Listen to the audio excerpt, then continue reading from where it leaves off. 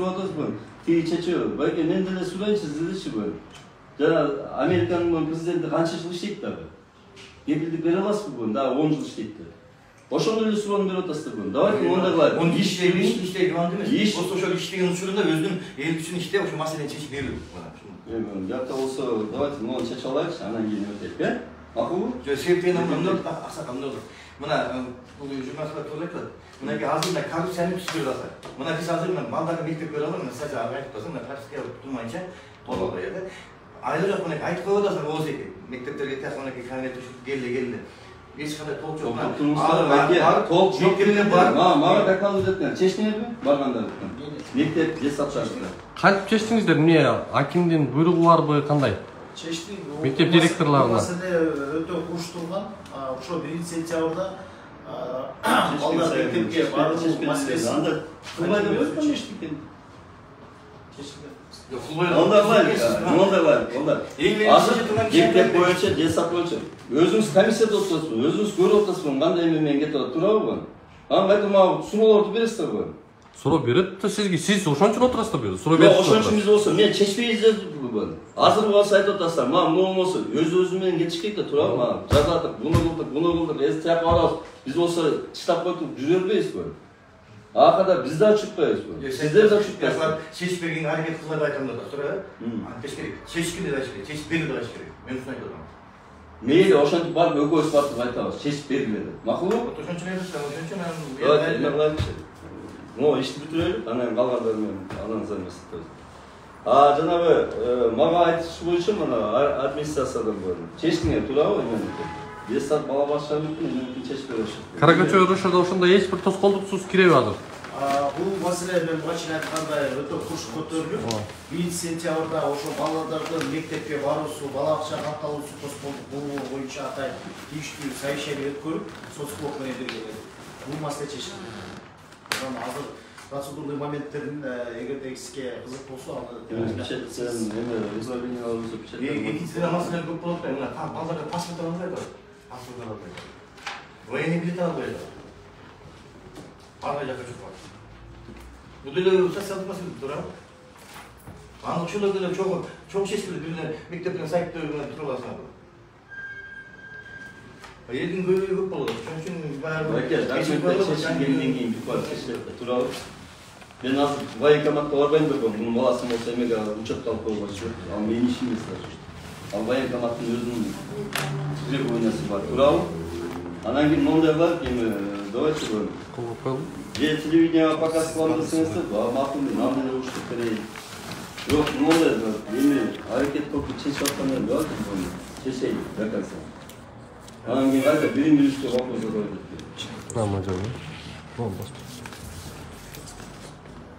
Протоколды жазып тұрып, сроктарын айттым ғой. Ошо сроктарды жазып қойып ғой. Өкмөт өткенен примерно жарым айда чечти. Айта албайм. Мен ойлоп атам, bu işte koldan gelen bu tarafta zaten komisyonlar seçimine jibirip bakmekti. Alacaklar kaçan karay, kanday karay. Вот ошо проблема болот да. Атыр жарымы кисачүнчү, бияк чейти капталат да. А мен ойлогом да жок дейинде бияк чейтечи. Ошончо жылдан бери бир целый жыл массив албай жүргөн да. Азыр жарым алат дагы бир 15 үй албай калсак, алар дагы эметет да. Алардын проблемасы. Границага кирбеген монда бар, мурдан чейин границага кирбегендердин уже чечкисин, тилептерин алып өтсүн. Калгандарды мыйзам боюнча правительство чечпейинчи, как бы чечпейинчи границаны биз чечип бере албайбыз. Туурабы? Ал мыйзамдын чегинде да. Шуну ойлогонбуз да, хотя бы тек паспорт берип берсе, эгер прописка спокойно жашай берет эле да, тиги правительство чечип берчү. Правительство быйыл чечип береби, что-то арзан. Ошо сенде мүмкүнчүлүк барбы ушундай? Ошону ичине хотя бы эме аракет иштин башыбыз экилестири. Жок, сиз ылдый жакка газдын үстүнө деле тет жакка берип эле атпадыңарбы? Жок, ал жерде сиз бул эч кандай укуктук документ эмес да, техпаспорт деген, чынбы? Аны, пожалуйста, биздин директор менен барып. Жок, негизи сиз адис катары билесиз да? Если адис катары парктын жерине биз техпаспорт бергенге. Техпаспорт бергенге айыл чарба жеринде дагы укук жок эч кимде. Жайыт жерге да укугу жок, бирок президент айтып атат, бергиле техпаспортты деп атпайбы? Жакшылыкка жооп бердим, шаардын жерде населенный пункт. Если правительстводан жакшылыкка документ Анда президент өзү айтыш керек экен да, шаардыктардыкын деди кыла бергиле деп. өкмөттүн токтолучу келет, ошондон кийин гана Эмес го, шаардыктын мен болгондой специалист жөн эле туруп алып мен баламча жерге техпаспорт бердим дегендей менде андай укук жок. Жөн президент баарын айтты да. Мисалы үчүн шаардыктарга болбойт, айылдыктарга болот десе анда шаардыктар отурмакта эми. Элдер түшүнбөйт да, мисалы үчүн элдер эмне деп атат. Шаардыктарга мына азыр билесиз го жана Нурлан 63 биз эмесчи. Алар деле чечип атат. 6000ге жакын объекттерди уже чечти, туурабы? Самовойдо салып алгандар бар. Документи жок бар, аларды чечип атат да. Но бу жерде Бишкек шаарда бир эле проблема бар, бул болсо жанагы парки. Особо охраняемый зона деп коет да. Парктын ичинен булар бере албайт. Мыйзам жегинде да бере албайт. Ошон үчүн биз айтып атабыз, границасын эси чечип берсе, парк мес деп туруп макул чыгардык десе, сразу чечет. Сен айтып атпайсыңар азыр, бунун негизинде эле бул шаардык чечилет. 6000ден жакын, 10000ге жакын участок бар экен, 6000 уже чечишти. Мына китептерди уже берип башташты бул. Маселе чечилип атат. Силерге айтпаган антип шаарга отдельно монда да провокационный вопростарга жакын келиптер да. Элдерчи. Жок, мындай түсүнүксүз. Шаар республика эмитти шаардык отдельно бериш керекпи депчи. Президенттин саясаты ошондой болуппойбу? Саясат түшкөн, ал болсо иштеп атат, 6000ге жакын уже болсо апрелдет уже китептерин алганга документтерди даярдап бүтүштү. Мана ишенбесеңиздер, кирипти вице-мэр курирующий жана земельный вопрос ошого кетип сурасаңар болот. Бул жерде указ боюнча булар да иштеп атышат түнүгүнөн.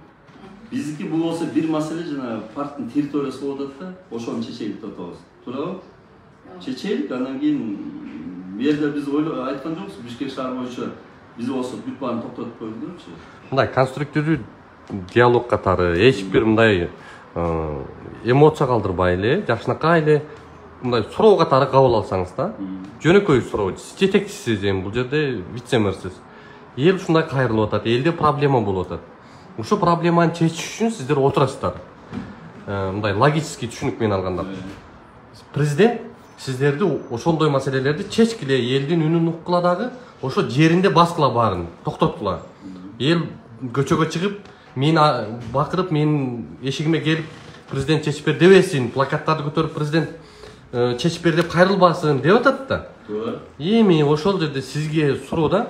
Эми ушул жерде адамдар эртең ошол техпаспорт бербей койсоңуздар, анан алар көчөгө чыкканга туура келет. Президент, сенин уруксатың керек экен, вице-мэрлер аким укпай атат деп дагы келет. Бизди дагы чакырат. Эми ошондой кылбай эле сиздер мисалы үчүн элге түз барып атат, президент ушу мыйзамсыз болсо дагы жоопкерчиликти алып атат. Ошондой болсо ошо президенттин саясатына таянып кайра элге барып оңдосоңуздар болот. Онда да ал маселе боюнча жұмыс жүріп атат, туурабы? Мана Бишкек шаар боюнча иштелбеди деп айтканга мен да алысмын. Иштеп атат, ооба. Мен айттым азыр, 10.000ге жакын участогубуз бар экен, самовойный салынган. Аны эмне онда да, анда туура түшөбүз. Законду все должны соблюдать, правильно? Ооба. Ну, народ, который гердели был, 10.000 киши болсо, это же незаконно салып алгандар да. Өз үчүн да не соблюдали закон, правильно? Мейлилердик мен. Азыр президент болсо чыгарды указ. Алар болсо азыр иштеп атат. 6000ге жакынды уже бүтүштү. Бул 6000 деп айтып аткан, мен болсо 2 жумалык мурдан мен айтып атам. Если точно болсо, тияка кетип билип алсаңар болот. Ал вице-мэр болсо займаса. Бул боюнча биз чыдап койгон жокпуз да. Бул боюнча да макул давайте иштейлик, комиссияны создать деп. Эми монда да указ чыкты, давайте бүт баарына келип кол коюп бергенде. Мыйзам чегинде болот да, туурабы? Ооба. Мыйзам чегимен азыр кетип атабызбы? Же мыйзам бузду десең айтпа, бузуп атасыңар берди, туура эмес кылып атасыңар десең, биз аны айтайлык, давайте тууралап кетели. Эл түшүнбөй атат да, эл президент техпаспорт бере бергиле. Элдин арасынан сиз барсыз, элдин арасынан мана кишилерди киргиздик. Биз эмнеге киргиздик булардычы? Элге сиздер да түшүндүрүңүздөр туруңуздарчы, монда иш болуп атат, өзүңүздөр көрүп атасыздар, кантип жылап келип туурабы? Ошонун негизинде азыр бара-бара чечилет бул маселелерчи. Биз деле мана эртең болсо монун парктык болсо, особо охраняемый болот да. Мунун болсо эртең киргизгенде мен айтып атам, барып эми чечилсе жок кетип коёчу деген жокпуз да. Бизчи. Ага биз деле барабыз. Ошо правительствонун астына эл чыкканда ким эметет? Правительство чыкпайбы? Бизди звонок этет. Сен болсо баргыла сенин элиңер депчи. Биздин эл да болчу. Ошон үчүн биз деле заинтересованбыз. Mэр баш болуп, биз баш болуп чуркайбызбы, айтабыз барып туруп, муну бүтүрөлү, чечип бериңиздер депчи. Анан кийин эми Азыр ошол эртең сен азыр келип айтып атпайбы, срогун айт депчи. Эже, срогун айтканда бул мен эч качан Укастын чыкканына канча болду укастын чыкканына? иштелип атат да, иштелип атат. Указ чыкканына. Ошондон бери иштегенде биз келгенден кийин мынакей мэр өзү комиссияны иши башталды, чын айтканда. Мэр өзү айтты, мен билбейт экен бул ишти мынакей. Мен билбейт экен деди. Туура мынакей. Бул жерде тургандар баары уккан. Мен бул маселени вообще билбейм деди. Анан кийин биз түшүнөбүз, агыз ачып коюп иш козголбой эле турат. Указдын чыкканына канча болду президент мынакей. А президент указ чыгарын эртеси азыр мэрия башташ керек ошол боюнча документтерди. А пока эл келип, жеңе чогулган тирип кетмейинче. Окей. Ошондо приказ чыкканда ошондо мен иштеп калмаса баштамакмын ошондо делечи. Мен жакында эле келгем да. Буна бул той жасам ошо. Мэрде була мамаш келип биздин ошо үйгөнүбүз ошол болот да. Булан бири келет, биз маселени баштагачак экинчиси келет, бүттү. Негизи бул жерден Абдиев мырза айтмайынча могуну эч ким баштамак эмес. Чындыгында баягында өкмөткө баргандачы Нурлан мырзачы, курулуп кеткен мырза, вообще түшүнүк жок экен да. Бакыт өзү бир жылы билем, ону баштаганбыз. Анда Бакыт жаңы эмеге архитектурага начальник болуп келген. Ошондо баштап чуркап эме кылбай калган. Өкмөттөр өздөрү мындай алмашып берет. Баарда көрдүңүз го, ызы шолот, мен унчукпай турдум. Биринчи көрөйүн депчи, эмне көрдүм, эң актына карасам, бирөөнүн да информациясы жок экен, бул боюнча. Анда ошондо 13-жылы мен жаңы главный архитектор болуп назначение болгондо бир жумадан барганбыз. Аркачы барганда эми кетип калды да, аларчы эже кетти. А мен ошончо унчукпай туруп, мен эң актын айтпадым. Бул баары иштелген ошол убакта. Иштеп чыккан, бүт баарын даярдадык, эл менен даярдаткан правительство жөнөтүлгөнбүз. Ал убакта правительство болчу. Анан бизге болсо кайта тийбейт. Ачык айткандачы, чечпей коюшкан. Ооба, чечпей. Ал убакта кимелер Оторбаев анан Сарыев учурунда да бир. Алар мага булардын элдин көзүнчө тапшырмай берген, архитектор бир жумада бүтүр депчи. Мен да кандай болсо жаш бала болчумун. Мен өйдө жакта болсо поручение берип атканда бүтүрүшөт экендер бир жумада бүтүрүп жөнөткөндөн анан бүттү ошо менен. Токтолду. Өздөрү кетип калган. Бүт баары корктук. Анан ошон үчүн айттым, бул маселелер эмнеге бат болду? Бул маселелерди болсо азыр жазып аткандар бар, информация берүү начальник бар болчу. Ошолорду эле көтөрүштү, кайта обновлять этип чыкты комиссия менен. Эми ушу комиссия менен жылы эле, балкилер мен түшүнүп атам, септарчы. Көйгөй эмечи. Анан кийин булар болсо башка жерге самойлду салып койгондоргочу госрегистр берет, ооба. Это факт определения, даже самойлду строительство болсо, определение строительства объекта бул дагы бизге эмеге да керек да. Жилой фонд деп наметчилчү, количество жилого фонда по городу Бишкекте как статистикага кетет, а правоохранительный документтин түбүндө жазып турбайбы? Ана этот техпаспорт не является правоохранительным. Ал болсо документ залоговый албайт, техника албайт да, операциялар жүргүзө албайт. Но регистрация кылганга макулдукту берилген. 2005-жылы эле ушундай болгон балдар. Район архитектор болуп жаңы менен келгендечи бул. Нерде кабинетте залда отуруп алып, билесиздерби, самойлдун салынган 10 жыл, 15 жылдан бери үйлөр болсо биз кол коюп бергенбиз. Анда дагы биз 100 миңге жакын үйлөрдү узаконить эткенбиз. Эми болгон ал иштерчи. Азыр деле элге макулдатабыз, кулайлы. Анан кийин бул маселе боюнча болгону буларда азыр бир ногор да. Прокуратура бар. Силоо органдар бар. Эгерде монтат да бизди жазага дейт. Биз болсо мана мектептерде эмелер салып аткандарчы. Биз билебиз, эртең күнү кайда проблема болушу мүмкүн. Ар кандай болот да. Но булар болсо азыр именно парковый зона деп туруп, ашылетет, госакты болсо пока эч ким чечилек да. Булар берер менен да элге жакшы. Элге жакшы биз бердик, чечтик депчи. Баштуулар эмне болду? Бакелер бул өзүңүздөрдө көрүп көрсөтчү, барып көрүңүздөр, архитектор барыңыздар, госрегистр барыңыздар. Мана мен балдардын астында чалдым архитектурада. Инспекторду жөнөттүм. Кана замдан, кана главный архитектор десемчи. Госрегистрге кирген сакман жок. Суган келе булар сенде мыйзам бойча жанагындай экен. Бирок ошол нерсени чечип турган жок жактан экен. Жок, мындай болгондо биз деген, Дачниктин элине ичип барганда госрегистрге. Ошондо биз деген суроо кылганбыз. Эми болуп туруп Дачниктин ичине эле даже азыр 135 кирбей калыптыр да. Силердики арестте дейт. Анан биз айттык да, Кайыңды, Чалбай, ушунун баары эле парктын ичинде десе, мына алардан кысылтып алып кеткен деп. Берикбаев өзүнүн оозунан уккан начальниктинчи силердики арестте турат деп айткан да. Арестте турбай эле парктын ичине кирбейт экен го. Вот элди неге бугуржать этилип атат да, ушундай сөздөр туура информация эч качан жетпейт. Госрегистрдин начальниги өзү айткан да. Эми ошол азыр келип туруп парктын ичине кирбейт экен. Көрдүм канча жылдан бери ушундай проблема болуп атат. Эч ким чечпейт. Азыр кимди улукту сүйрөп алып келгенге иш козголду го, бир жолу өзүң баштадың эле билесиң да бул жердечи. Анан мен деле ошондо унчукпай туруп койсом болот деп. Унчукпай болгондо кантип өтөт элек? Мен мисалы үчүн сени канча жолу көрдүм эле, канча виземерге эмеге примерме жазганыңды. Кайда чукпай бермекмин да. Жок. Мен көргөм сени тиги картаны көтөрүп алып канча примерге барганыңды. Билесиңби, ошондо Оторбаев келип эшитип келтирип жагы болгондо Кулмат өкүң ордо эшитип барган паркка. Анан кайра айтпай коймок белек. Менден башка ончакты киши туруп барсак чыга бермек да. Мен ошондо эле айттым. Чуркагыбыз чечилбей ишке кайтам деп чуркамакка эмес демекпиз. Анда Оторбаев өзү эме кыла албай койбодубу? Эми өзүңүздөр деле көрүп атасызбы, президент баш болуп, премьер баш болуп, элге чечебиздерге чуркап жүрүшөт бар. Бирок азыр президент айтып койду да. Президент айтпаса коркуп эме кылма. Азыр президент айтып элдерге берди. Анан парктын ичи болуп калды, буларга бербейбиз, тигилерге берсек болот деп эки элди бөлгөнгө болбойт го. Уже жер чечип бергиле, өздөрү деле түшүнөт. Шаардын ичиндеги салып алган үйлөрдү баланча деп жарымына берип, жарымына бербей, тиги жакка берип. Мисалы үчүн Сокулуктагы Айдоянттын баарына алып алышты да. Эртеңки күнү элдер чыгат да. Биздин президент айылды карайт, шаарды карабайбы депчи. Элдер элдерге түшүндүрүш үчүн эмне деп айтабыз? Элдерге ошентип түшүндүрүбүз. Түшүндүрүп эле керек да. Узаконение болуп атыптыр деп айтасыз. Парковый зонанын территориясынан узаконение болбой жатыптыр. Ушундай маселе бар. Президент айткан жок дейт да. Президент айткан жок.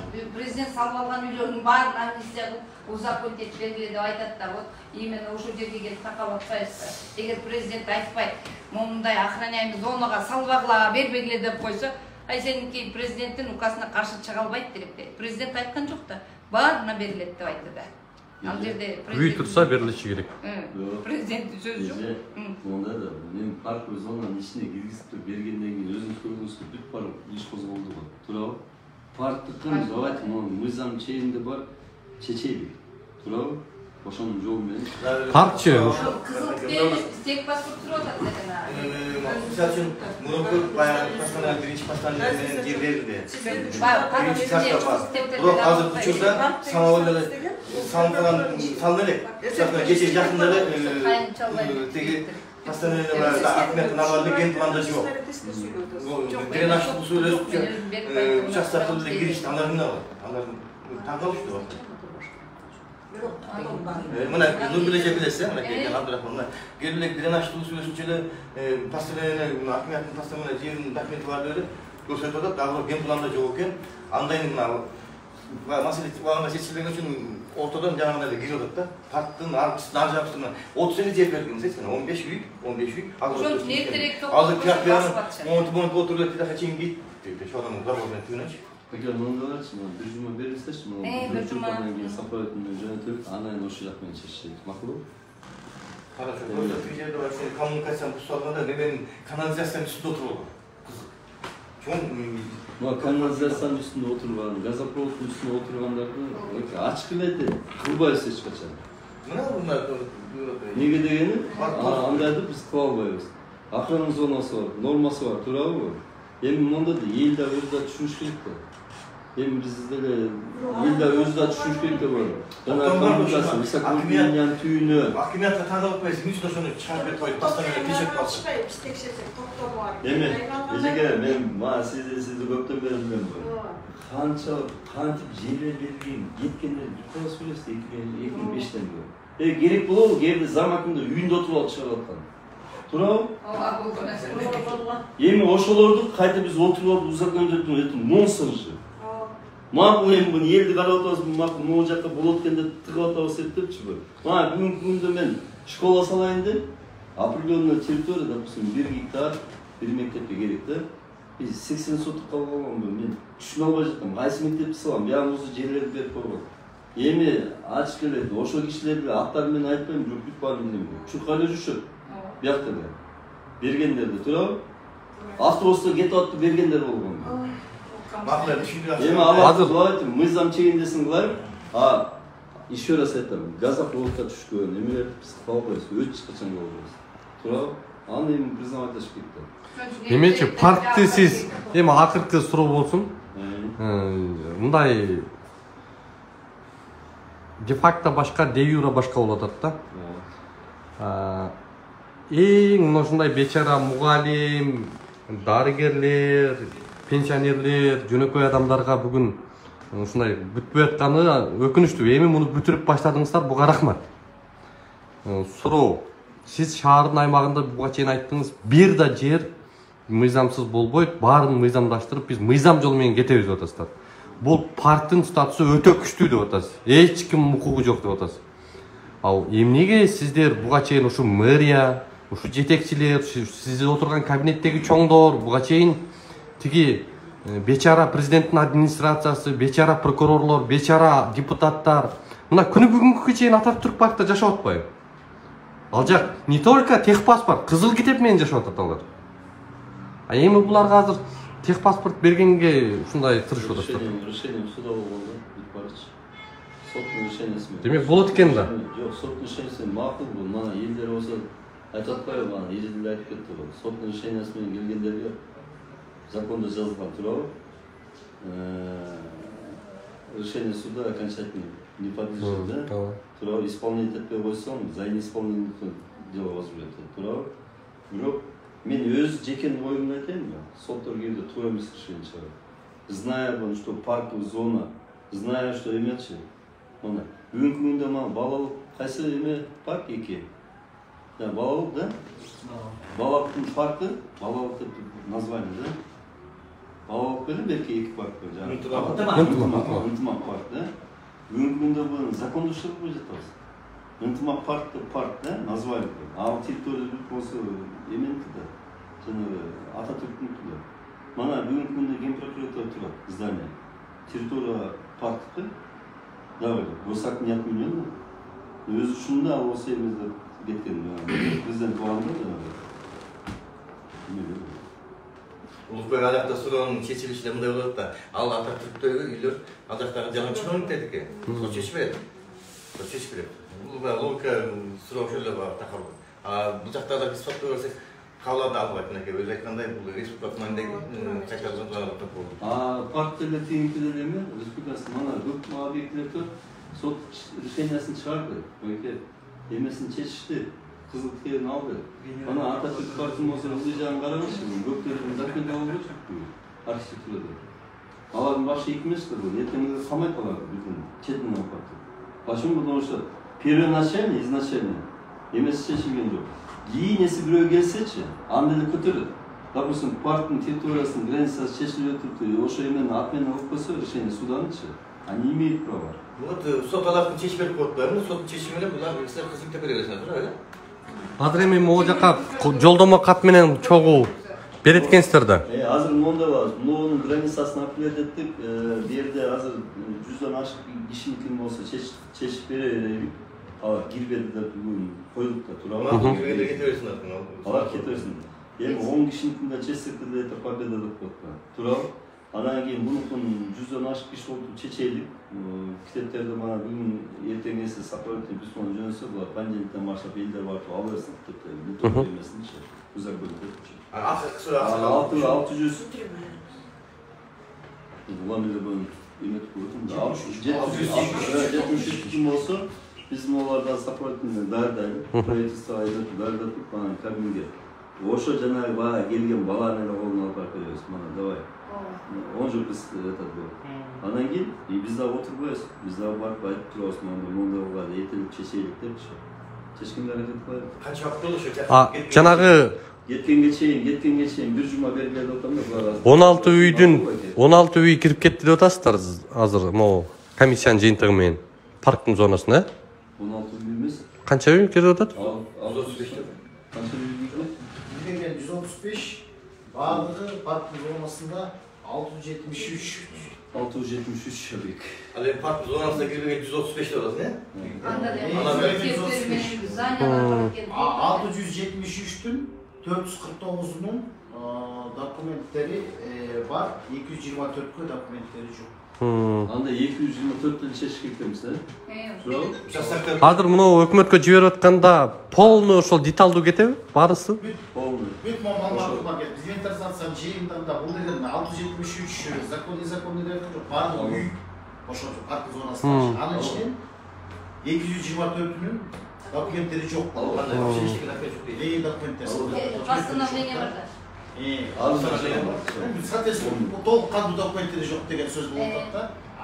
Ал эми жана 135 үйдү отпайсыз го? Ал 135 үйдү азыр чечип берип деген кадастр списочный болуп жүрө берет.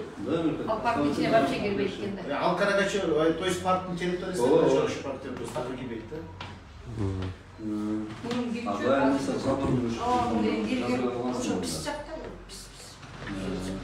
Мурун кирдиңе 15 жылдан бери кирип кеткенсиңер деп берип аткан. Азыр жок болуп. Анан жанагы акыры көрө алган жокпуз. Бул 38 үй болот. Акыры. Ошону айтып атам мен, ошол боюнча.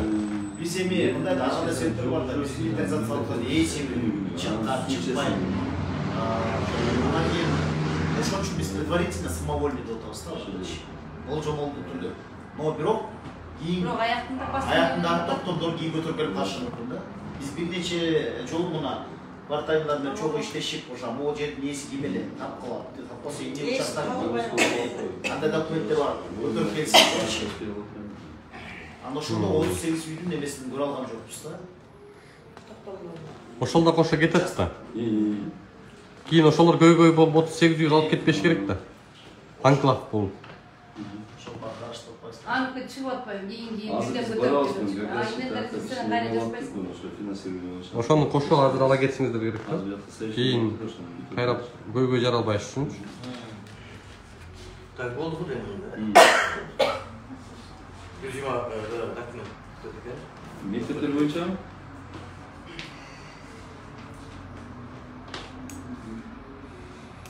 ben azmin taşımıyorum. Hazır.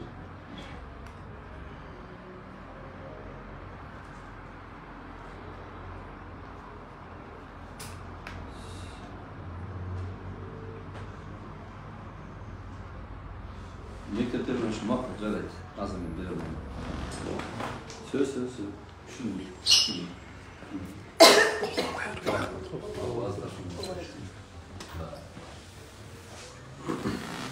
Emin az tünlüğün öyle baldarda var, hakimlerde var, az troksiyonda varsa böyle ayrık var. Bu da bir mektep azmi oldu, problem oldu, cenab-ı susun. Akordonda oldu da zaman oldu.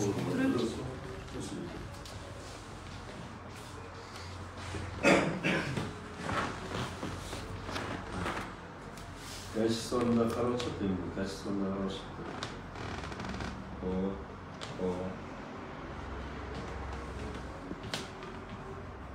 Достор биз Карагачы ошо боюнча комиссиянын Хорошо, мен шығартпайбыз бұл теңдер. эсиңизде болсо буга чейин Сөз, Аллах жазып берген. 15 жылдан бери шешилбей келаткан мэриянын жоопкерчилиги жөнүндө көтөргөнбүз. Ошонун негизинде комиссия түзүлгөн. Ошо комиссия бүгүн жыйынтыктоочу этапка келди.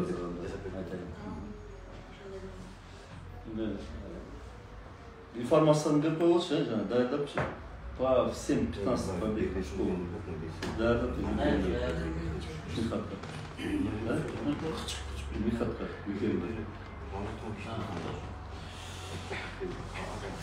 Эми рахмат.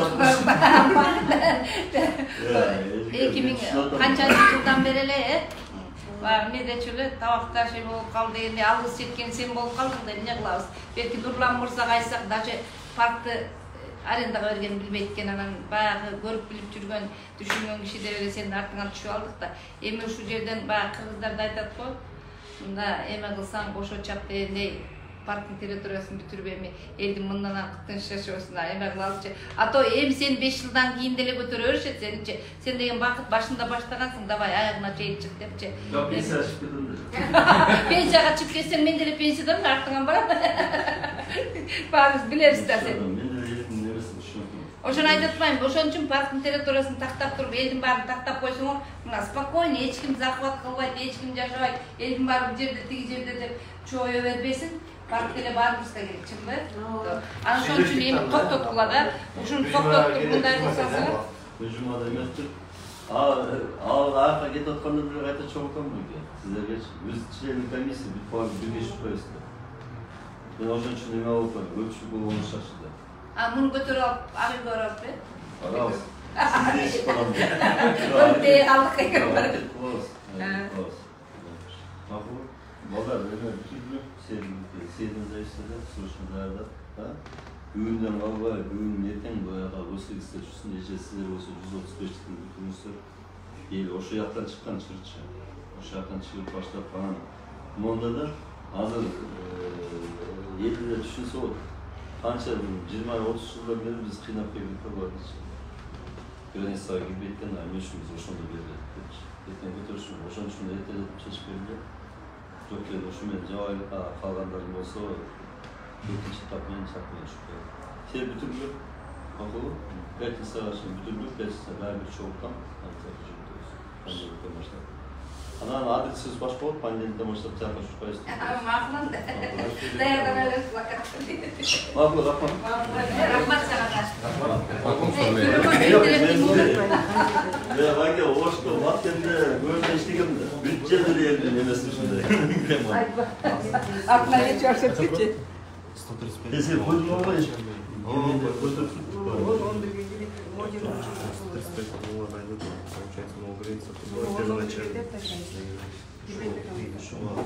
Лазырдын жаңы картасы.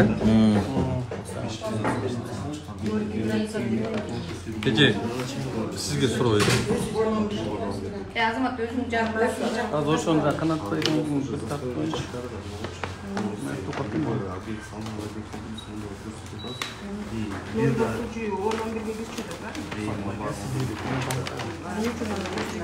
Эже, сизге бир суроо да.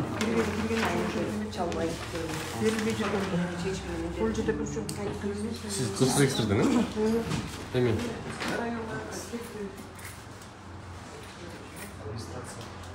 Бул жакта биздин каттануусунда жазып атат эми депчи.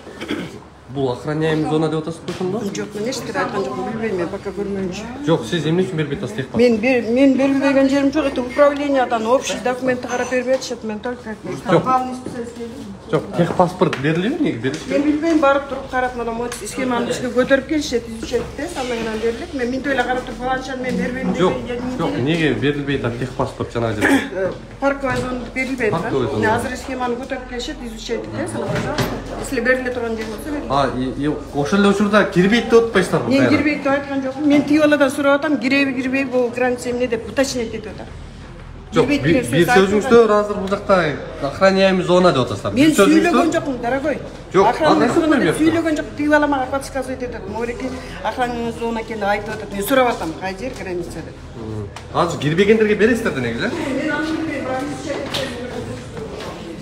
Карачы, булардычы эме деп койгондо соттун чечими менен охраняемый депчи. А булар наоборот кирбейт экен. А тети кызыл китеп берген жерчи кайың чалбай. Соттун чечими деп коет. Алар кызыл китеби бар деп турупчу. Аларга бүт баарына берет. А булар кирбейт экен да.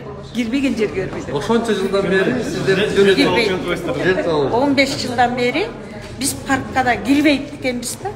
Анан бизди кирип кеткенсиңер деп жүргөн. Кайыңды шору чалбайдыкын болсо, парктын ичинде кирип кеткен, алардын техпаспорту, кызыл китеби бар. Аларды соттун чечими менен деп койду. А биз комиссия менен барып текшергенде эч кандай соттун чечими эмес, наоборот, басып алынган до сих пор берилип атыптыр азыр. Дагы эле бар экен. Жең ичинен сатып аткан квартальный баш болуп сатылып атат.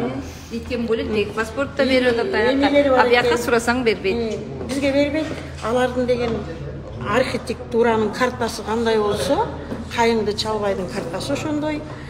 Госрегистрдин картасы кандай болсо, Кайыңды Чалбайдын немеси картасы квартальныйында міне делонун ичинде законный түрдө турат. А бизде болсо өзүң көрдүң го, тряпкадай болгон карта көтөрүп жүрөбүз.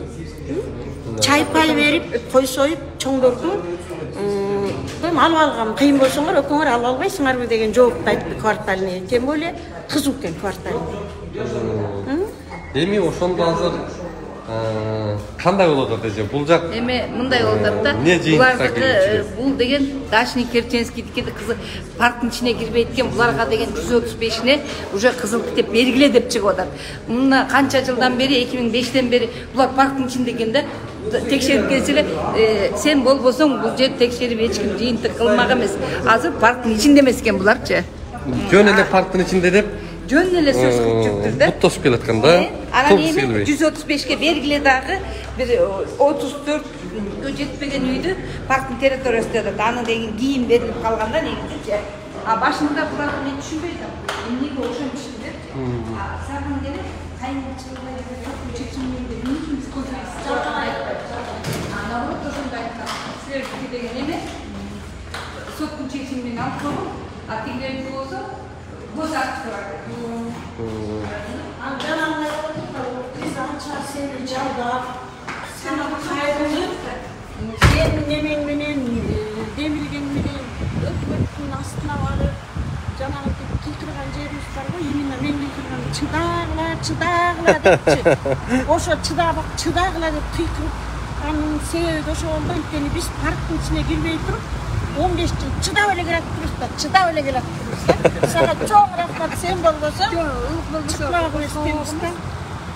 Бул дагы эле басылып эле, дагы эле ушул бойдой жата бермей экенбиз, дагы эле 45 жыл жатмак экенбиз да. Мисалы үчүн мен мынтип айтып берет элем да. Мен пенсионер катары чуркап, мугалим катары жүгүрүп атам да. Мен эми мындай деп жүгүрдүм да, чыдап келаттым, 15 жыл чыдадым. А кокус мен эми аркы түбөлүк үйүмө кетип калсам, балдарым деле бүтүрө албай калмак экен да мунучу. Ошо себеп менен бүтүрүп алайын деп ушундай аракеттерге бардык да, биз кыйкырып жаман көрүндүк мынакей. Текшерилдик. Сен болсо жанагындай иштериң менен кетип калдың, Нургүл экөөбүздү келип ушул экөө кыйкырган аялдар экен, булардын 5тен жери болуш керек, булар жер саткан аялдар экен деп бизди текшерип, үйүбүзгө чейин, жашоо тиричилигибизге чейин текшерип чыкты. Бирок биз таза чыктык. Ал эми жер сатып аткан, мисалы Кайыңды Чалбайда бар экен, биздин арабызда деле бар экен квартальныйлар жер саткан. Ошолорго кандай чара колдонулат да? Бизде ошол суроо да, мисалы. Ошолор жоопко тартылабы же тартылбайбы? Мыйзамсыз жер саткандар, мыйзамсыз бир эле эме менен токтом менен 2 жер бергендер. Бул деле акимияттын токтому болуп атат да, ошолор жоопко тартылабы, тартылбайбы? Бизде ошо суроо болуп атат азыр. Биз анткени деген рабочий комиссиянын эмесине кирип, Нургүл экөөбүз действительно фактически кайсы жерлер кандай болгонун баарын тең көрдүк да. А негизи эле жана 135-тин ичине мен кирет экен. Биз такыр эле эч жерге карабайт экенбиз да. Биз законный эчак 2014 эле мен мисал алсак болмок экен да. Ошондой эле алсак болмок экен да. А наоборот, кайра мыйзамсыз жанагындай сатылгандар менен алардын тек паспорттары бар, садикеде балдар кирип атат, госактылары бар, өкмөттөн жардам алгандар, ошондойлор экен да. А такыр эле закондуу түрдө алганбыз, эч жактан жардам ала албай, каралбай калып турбуз да. Азыр эми журналисттердин күчү менен биз ошо эмеге жеттик да. Мына эми азыр бергиле кызыл китеби менен деп айтып атат. Өзүң уктуң го. Анын үчүн ушун 15 жыл мурун бергиле ушу 135 кишиникин деп айтышкан жок. Анткени биздин аркабыз менен баары бир бүтөт бул деп эле калган жерди сата беришкен да. Мыйзамсыз. Мына паркка кирип кеттиңер деп коюп, парктын жерин сата беришкен, парктын ичиндегилерди. Ошону токтотуш керек. Эми ушуну токтотуш керек да, дагы эле бар экен. Эме кылбасачы, ушуну эң акыркы точка кылбаса, баары дагы сатат. Потому что жер сатып көнүп калган кишичи, баягы кыргызда айтат да, көңгөн адам калбайт деп. Дагы баштагыдай да. А бизге парк керек да, жашыл зона керек. Булар да мурун сатып ийиптир, үйдү сатып алыптыр, 7-8 жылдан бери жашап аткандарга узаконсын да, калганын баарын токтотуп салсын. Токтотпосун эмне кереги бар, узучу кылып элечи. Азыр могу эмеге эже сизге эме да, бул жакта көрөрмандардан да суроолор түшүп атат. Сиз компетенттүү эмес экен. Бүгүн Госрегистрдин өкүлү так суроого так жооп берсин деп атат да. Сизге так эле суроо берип атабыз. Бул жерде комиссия вице-мэр айтып атат, экөөңүздөр ошол жерде отурасыздар, унчукпай айтып атат да. Бул жер карамагына алынган эмес. Парктын зонасына кирбейт деп атат. Ким айтып атат? Киреби? 10-11 деген парктын зонасынын ичине кирет деп айтат. Азыр ошону чыгарып атабыз. Ошондой деп түшүндүңүзбү? Парктын зонасына кирбесе, эмнеге техпаспорт кирет деп айтып атат. Жок, кирбейт деген жерин жанагы айтып баладан азыр уточнить эттим, архитектор баладан. Могу жер киреби десем, кирет 10-11 кирет. Мен ошону сурап атканда, сиз мен монтип чыгып атасыз, мен сизден сурай алайын дедим эле деп. Архитектор бала айтып атат, кирет деп атат. 10-11 деген биринчи өтүлгөн болсо. Эмнеге азыр кирбейт деп атасыздар анда эл? Мен айткан жокмун, архитектура схема кылат, мен архитектурадан сурап атам. Ошондо баары кирип калдыбы? Кирип калды. Жана 135 дегенде берет, кирет деп атат. Бүгүнкү менен чыгарып туруп ошону берген атабыз. Сиздерге кат менен жөнөтөбүз, протокол менен жөнөтөбүз, ошону оформлять этип бергиле деди. Мен ошону обязательно схеманы катты жөнөткүлө дедим. Эми түшүндүңүзбү? Ошондо биз азыр мындай көрөрмандардагы заблуждениеде болбошу керек да. Анда жогорудагы сөздөрдүн баарысы жокко чыкты да. Жөн эле алдап койгон сөз болуп калып атабы? Эмне деген сөз жокко чыкты? Буга чейин парктын зонасына кирбейт деген жер, кирбейт деген жерлер бар экен деп. Жок, кирбейт деп берилбей жүр, кирет деп берилбей жүрөт да. Кирет деп берилбей жүрөт. Кирбей турган адам бул жерде турат. Кирбейт экен 15 жыл мурда. Кирбейт деп ала албай жүрөбүз деп атасыздар, Мына. Азыр жок, буга чейин угуп туруңуз. Буга чейин парктын зонасына кирип кеткенде 15 жылдан бери бербей жүргөн. Кирип кеткен деген. Азыр биз деген ошондо кирбейт экен азыр. Азыр ошону да кирип кеткен деп архитектура айтып атат. Кирип кеткен дегенди дагы айтып атат. Ошону мен уточнить эттим. Мына карасаңыз, бул жак жаран айтып атат.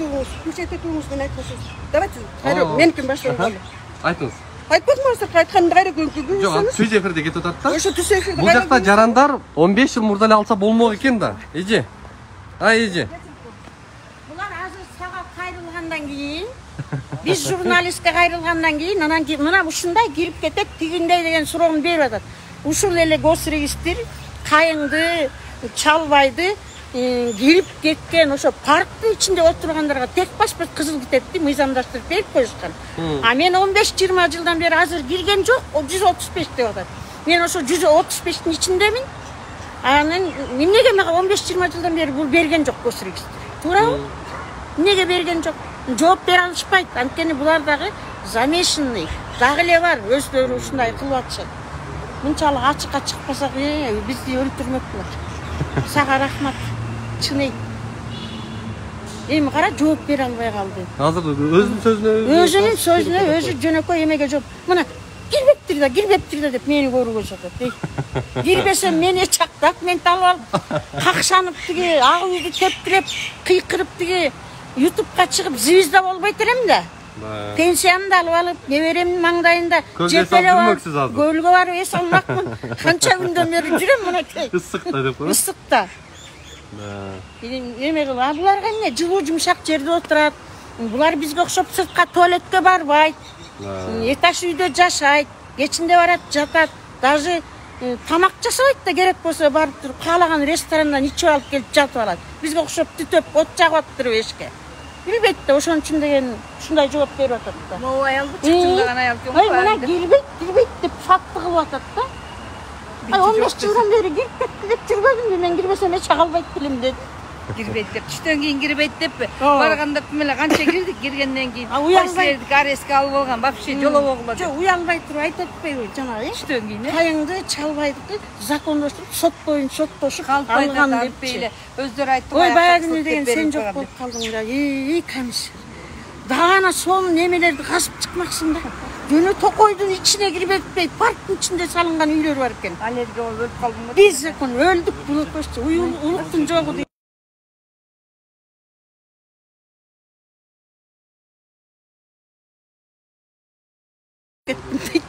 Чытынан дем алып алайынчы деп чыкты да.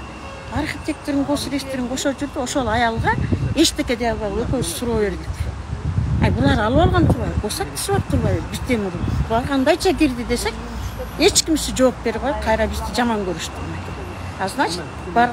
Анан алып чыкты жанагындай эле папкасын. архитектура кандай болсо анда да ошондой 3 папка бар экен, 3 карта бар экен. Ушундай экен, бүт закон. А бизде бирөө жок. Бул экөөбүз жанталашып барып, колубузга тийип калды случайно архитектурдун картасы. Ошону алып барып өткөрүп алдык. 1000 сом төлөп жанталашып баннер өткөрүп алдык. Өзүңүздөргө? Өзүбүз ошону көтөрүп жүрөт. Ошо менен момчу фактически деп чыкты. А бизге даже картаны бербейди. Жана келдик мына бияка. Кече чыкырды саат 4 деди. Хорошо 4 даярдандык, рабочий группадабыз деп жана келсек, телефон менен чалып туруп айтты. Токтотуп тургула рабочий группаны киргизбейли, биз өзүбүз эле чоңдор эле кирип совещание кылабыз дептир. Кыйкырып атып, өкүрүп атып кирдик жана.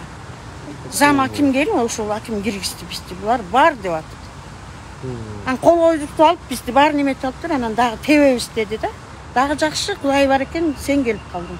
А болбосо азыр деген бизди тепмек коз колмок эмес бул жерчи. Ана айтып атпаймынбы, биз Абдиев болуп Отурбаевка барганбыз, Сариевке барганбыз, аны бул билет. Өзү айткандай жаштыгы мененчи бул деген Отурбаев айтса жүрү деп монтип алып чыкканда анан мен жер алганда 2007 мен жер алганда ушу Абдиев архитектор болуп жүргөн. Жаш эле бала болчумун да. Жаш бала болчу. Жаш эле ушул эме кылганда чуркаган чынындачы.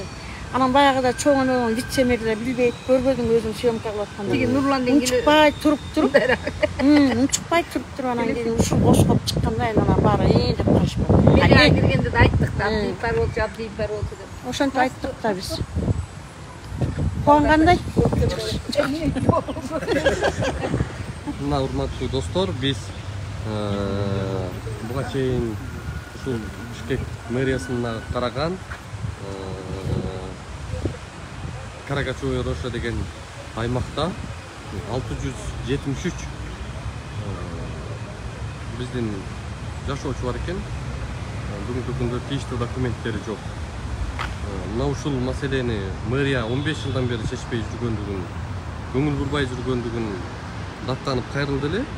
Ушул жагдайда алып келип биз чагылдырып, маселени коюп, өкмөткө чейин ушул суроону койгонубуздан кийин комиссия түзмөй болуп, анан комиссиянын жыйынтыгын бүгүн аяктады. Кол койдук. Анан ал жакта бүгүн ушул эме тийиштүү укуктук документтерин бүтүрүп берүү үчүн иш кетти буюрса. Мындан ары эми Кыргыз өкмөтүнө жиберилди.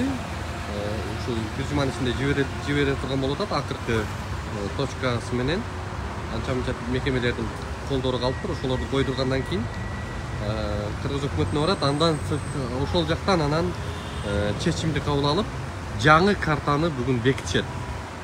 Ошол Карагачтоо коюндагычы. Анан буюрса документтер бүтөт. Буюрса биз дагы чагылдырабыз. Кыргыз өкмөтү буга кандай реакция кылып атат, кантип, канча убакыттын ичинде бул нерсени бекитип берет. Мына ушуну да буйрса алдыда сиздерге көрсөтөбүз. Бар болуңуздар достор. Бүгүн ушул мэриядагы комиссиянын жыйынтыгын түз эфирде чагылдырдык. Баракчаны бөлүшүп катталып коебуз достор.